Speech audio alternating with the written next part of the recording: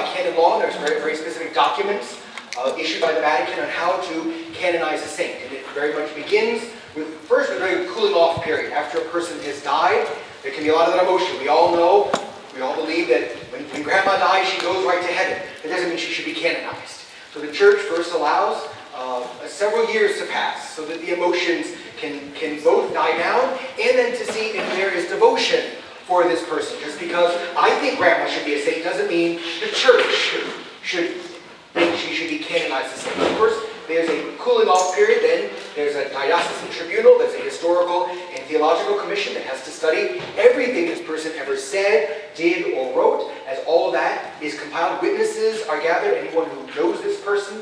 There is a sense of devil's advocate. They always want to know. They want to compile a critical biography to really study this person's life. All this is compiled at a local level, and then all those documents are sent to a Roman postulator who condenses all of that into a document that's known as the Positio. So it summarizes our position on this person's life and virtue. This Positio is then studied by the Congregation for the Causes of the Saints in the Vatican. There is a theological commission that studies it, as well as a historical commission. If this person is judged to have lived a life of heroic virtue, then the Holy Father would commend this person as worthy of the title of venerable. Meanwhile, while these studies are going on, devotion is spread for this person, and people begin to ask this particular candidate for canonization if for a miracle, for answers to prayers. All of those things are collected and studied. If, like we were making reference to in the earlier talk, it would appear that a miracle actually has been manifested, that God has manifested His will through the intercession of this person. Again, another tribunal is convened on the local level, where there's a theological, a medical, and a historical examination of this particular event. If on the local level it's judged to be miraculous, it is sent on to the Vatican, where again, various tribunals within the causes of the Congregation of the Saints, a medical tribunal, medical experts from around the world study these alleged miracles, a theological examination. They want to make sure that this particular action really was a manifestation of the divine will through particular devotion to this particular person. If you prayed to 5 different people for this miracle, it'd be very hard to put this miracle forward for this particular person's canonization. After the medical and theological experts agree, then it is presented to a panel of bishops and cardinals who advise the Holy Father. If they agree that there's no natural explanation for this particular event, that they're presented to the Holy Father, who would then manifest and say that this was, in fact, an action of the divine will, the intercession of this particular person, authenticating that this was, in fact, a miracle. Once someone has been declared venerable and a miracle has been approved, now that person is ready to be beatified. This is the situation we have right now with Fulton Sheen. After beatification, a second miracle has to go through that exact same process on a local level and then again on a Vatican level. Then that person could be declared a saint. The most important information for the canonical process of making him a saint, if you're taking any notes, you want to write this number down.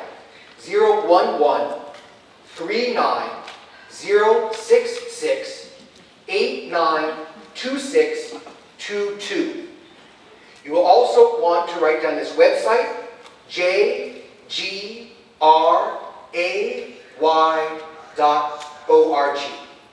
That phone number is a phone number for Dr. Andre Ambrosi, the world's foremost Roman postulator, and that's the website for Msgr Gray, who on his website has the most information you'd ever want to know and more on the canonical process for making a saint. Now, I can share a story from Fulton Sheen. He tells the story of a maid who was attending to a dinner party in a very wealthy home in New England. And after a particular catastrophe in the kitchen, the maid came out to announce to the guests, "For anyone who does not care for baked beans, dinner is over." Now, for anyone here who does not want to be a saint, this conference is over. And that's why I made my little quip. The title of this topic is thoroughly misleading, absolutely inaccurate. I do not want to talk about the canonical process of making a saint. I believe that Fulton Sheen would much rather have us focus on our own particular process to become saints.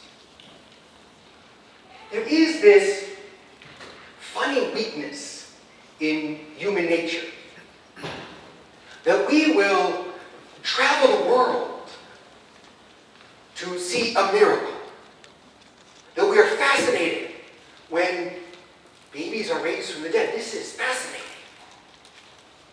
But meanwhile, every day in the confessional, souls are raised from the dead.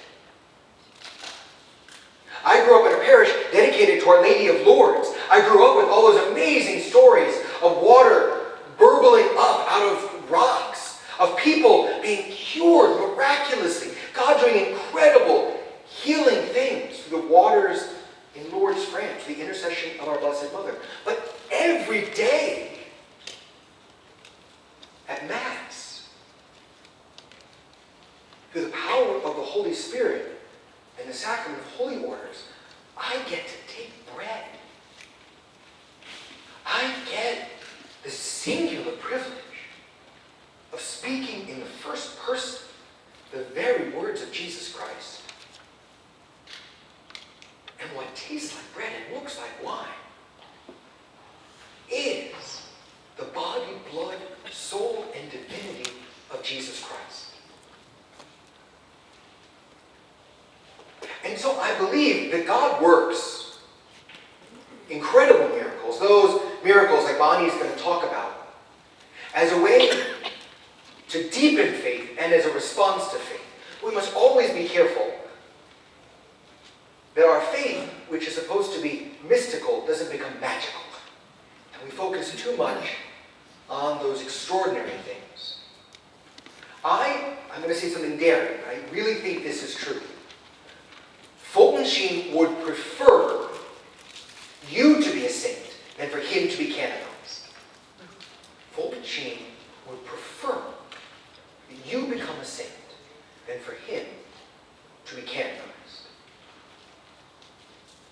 I believe this is a true statement because I think this was also affirmed by the civil courts of New York. If you followed that fascinating, let's just use that word, legal process to bring the body of Fulton Sheen back here home, one of the court really tried to wrap its mind around what would Fulton Sheen want.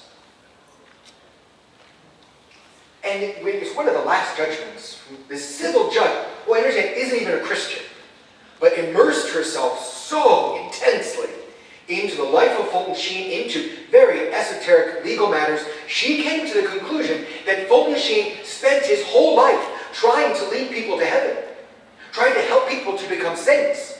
And so, if moving his body back to Peoria would advance the cause for his canonization, and if the cause for his canonization would help people to become saints themselves, then Fulton Sheen will want to move back to Peoria. Marvelous, airtight, theological, and legal arguments. Fulton Sheen would rather you become a saint than for him to be canonized. I talked earlier, I've been listening to these Fulton Sheen retreat talks, and I really do, the more I listen to him in his last 10 years, there's a genius, there is a synthesis, and there is an outpouring of his own holiness pulled together into these retreat talks. If you get a chance to listen, many of them are directed towards priests and seminarians, but there's a universal truth in these retreat talks. There's some very particular challenges, like we talked about earlier, but there is a universal spirituality, a spiritual theology that comes across in his retreat talks. And one of the things he challenges is that many of us will fail to become saints out of complacency and mediocrity. None of us in this room, I'm going to guess, I can't read souls, but I'm going to guess there are no particularly grave, heinous sinners at the Summer Institute.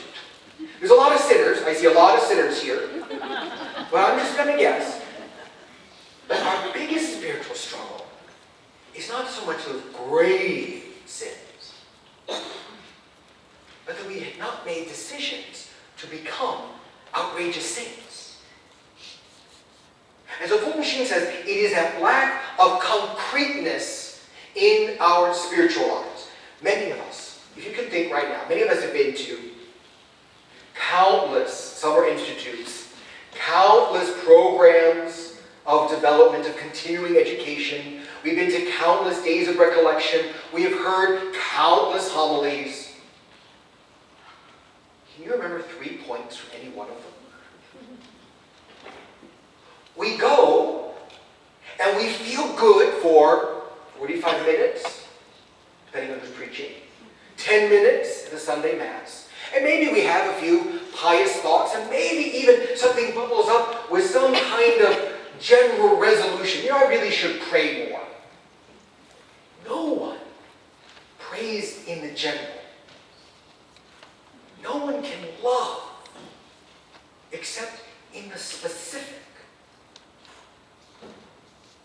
So if we want to become saints, Fulton Sheen, and he has a couple of, hopefully we'll get to this, he has some very concrete things that he just demands of us. But in general, we must be concrete in our spiritual life. But it is also an insight from Teresa of Avila, one of the great doctors of the spiritual life. Teresa of Avila always says, when you come to an end of a time of prayer, as you're finishing meditation, or the end of Mass, you're ending a homily, or ending a day like today,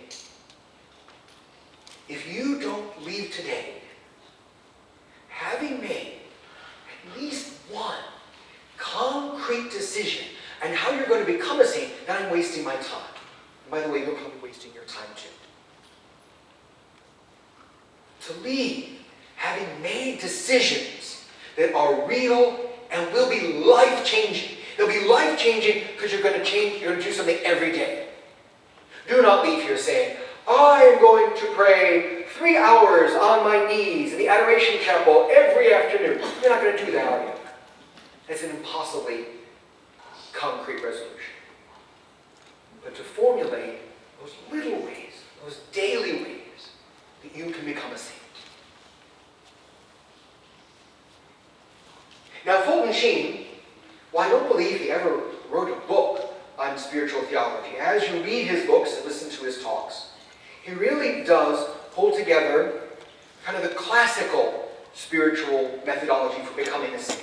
And when the saints themselves talk about their spiritual journey, it is not so much prescriptive as it is descriptive. They are simply kind of sharing the fruits of their own spiritual journeys, the fruits of their own struggles and their own decisions towards heaven. So it's not like a recipe. Recipe spirituality falls apart pretty quickly. But the first thing, and first, probably both by time and priority, is the struggle against sin.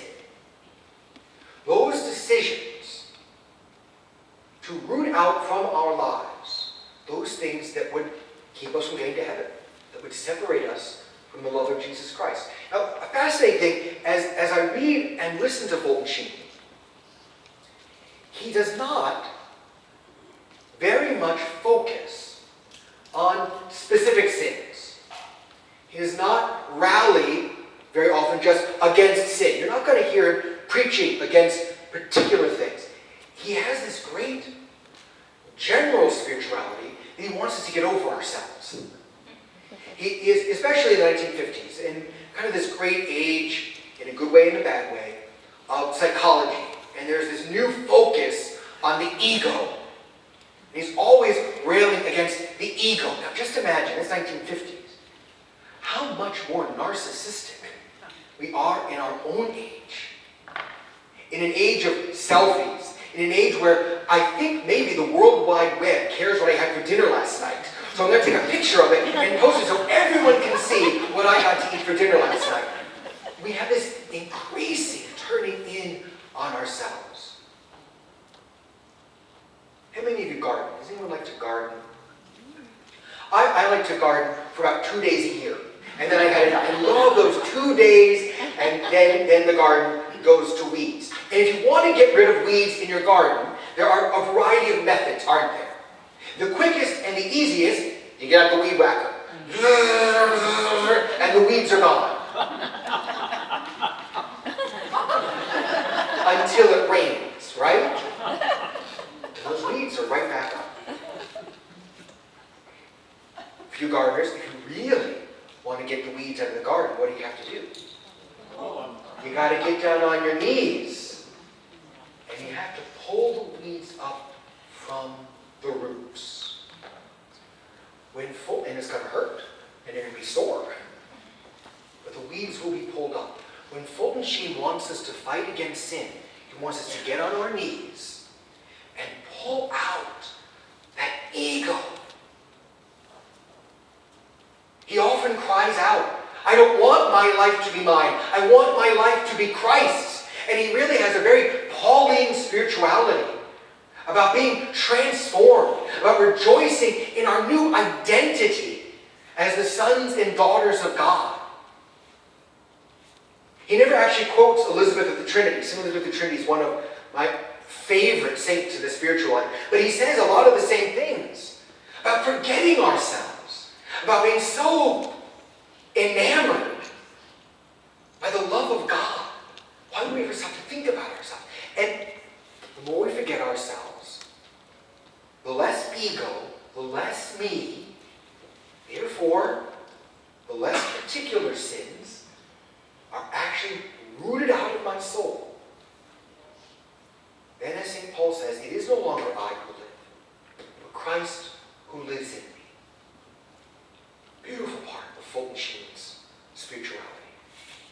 His own desire to be transformed by Jesus Christ and to live as a son of the Father, and therefore without sin. It's also a very positive spirituality, isn't it? We can beat ourselves up so much about our sin. And he loves confession. Fulton Sheen often talk about that transformative power of the sacrament of confession. The first stage of the spiritual life is our commitment to overcome sin. And again, this is not so much a recipe, but while we're doing that, helping us in that then is our growth in the life of prayer. And Bonnie and I made reference to this in our first talk. When Fulton Sheen talks about being concrete, he goes back over and over to the Eucharistic Holy Hour. Now, I've talked to enough. So I guess I want to challenge and moderate. So the moderation, I had a wonderful talk with a woman in my parish, 10, 11 children. She homeschools. And when Father tells her she should pray more, it just adds to her guilt.